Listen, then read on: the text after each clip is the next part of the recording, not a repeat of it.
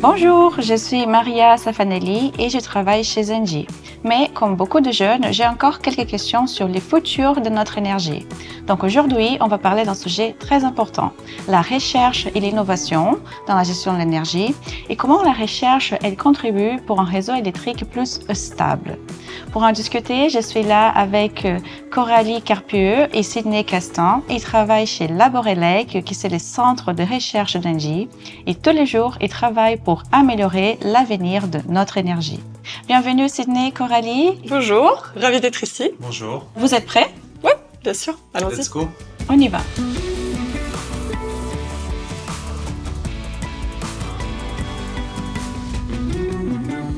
What a fact.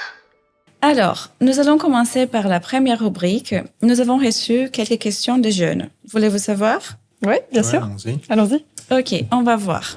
Est-ce que la technologie est vraiment la clé pour un avenir plus vert ? Comment la recherche peut-elle nous aider à mieux utiliser l'énergie de manière durable ? Le réseau est souvent surchargé. Est-ce que la technologie pourrait être la solution ? Alors, on voit que la technologie se répète dans les questions. Donc, ma question pour vous, c'est est-ce que la technologie, c'est vraiment la seule solution pour atteindre nos objectifs de décarbonation? Alors, je vais répondre à cette question-là, mais pour nous, la technologie, c'est un des éléments nécessaires et différenciants pour répondre aux défis technologiques et aux nécessités du réseau de demain, mais c'est pas la seule solution nécessaire. Ouais, Ok. grâce aux technologies, en fait, on va pouvoir maximiser l'utilisation des énergies renouvelables, on va pouvoir optimiser la consommation énergétique et on va pouvoir également réduire les émissions de CO2. Et donc chez Engie, on travaille beaucoup au testing et à l'implémentation de technologies innovantes pour répondre à ces besoins-là. Super. Ok, et une question que je me pose toujours, pourquoi Engie a décidé d'avoir son propre centre de recherche? Alors, avoir son propre centre de recherche, il faut savoir que c'est vraiment un plus dans le domaine énergétique. Aujourd'hui, on a un environnement qui est très changeant, surtout avec l'arrivée des énergies renouvelables, et donc il faut pouvoir être capable de réagir rapidement aux changements qu'on voit sur le réseau, sur le marché. Donc, avoir son propre centre de recherche, en fait, ça nous permet de tester les choses en direct. Dès qu'on a une idée, en fait, on peut venir la tester et rapidement après l'implémenter, ce qui nous permet de répondre aux défis technologiques et aux défis du réseau aussi à la fois.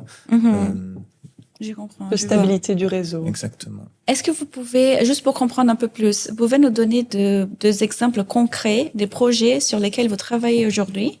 Alors, des exemples, oui. Mais donc chez Engie, on a plein de laboratoires. Et dans ces laboratoires, par exemple, on teste des panneaux solaires. On regarde un peu quels sont les plus efficaces et quels sont ceux qui sont le plus respectueux de l'environnement. On va aussi tester différents types de batteries. Et on explore également, par exemple, de nouvelles énergies renouvelables qui vont utiliser, par exemple, des marées pour produire de l'électricité dans les régions côtières. Wow. Ouais. Et à côté de ça, donc on travaille aussi beaucoup sur tout ce qui est, par exemple, la capture de CO2. Donc, ils vont savoir Important. qu'aujourd'hui, il y a trop de CO2 dans l'air. Donc, l'idée, c'est de se dire comment est-ce qu'on peut venir capter une partie de ce CO2 pour pouvoir l'utiliser différemment. Et donc, il faut un peu voir l'air, l'air comme on viendrait l'aspirer avec un grand aspirateur, comme ça. Donc, on a l'air, on vient l'aspirer.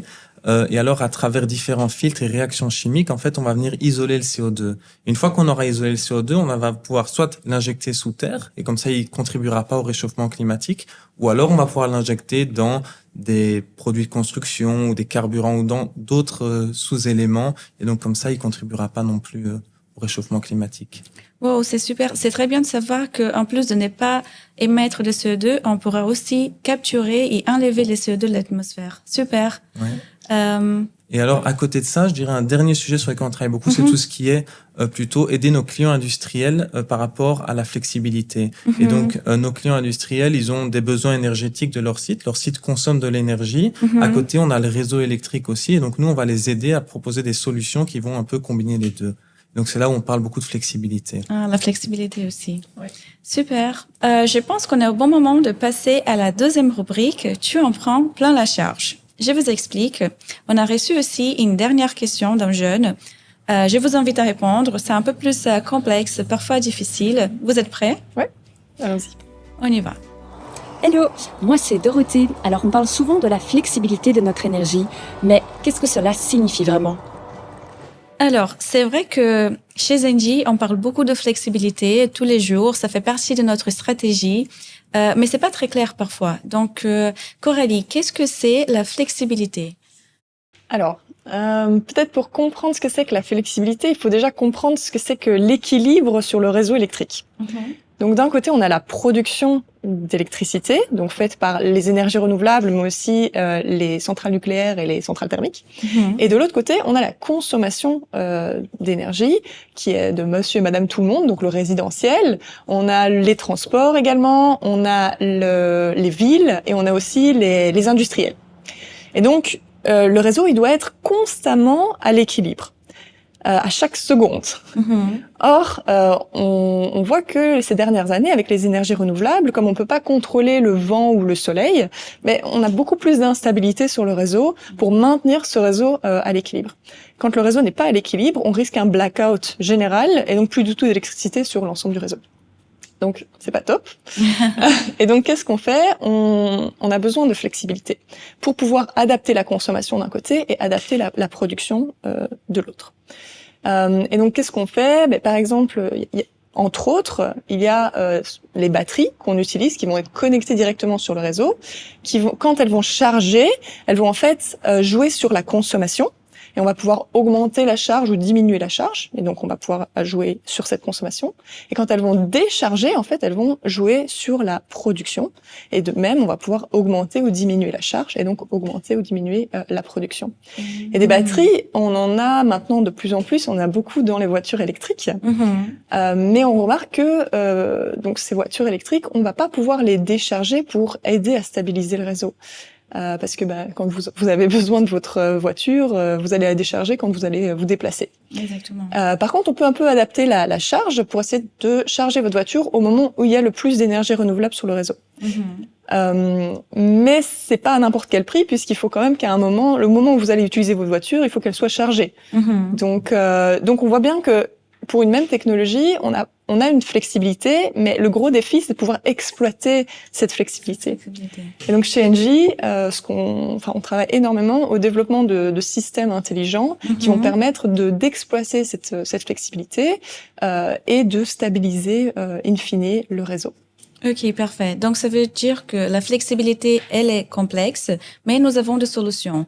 Soit les batteries, soit les solutions intelligentes. C'est ça? C'est ça. Et il y a plein d'autres choses. En fait, tout ce qui est connecté sur le réseau peut, d'une certaine manière, pourrait être piloté pour stabiliser le réseau.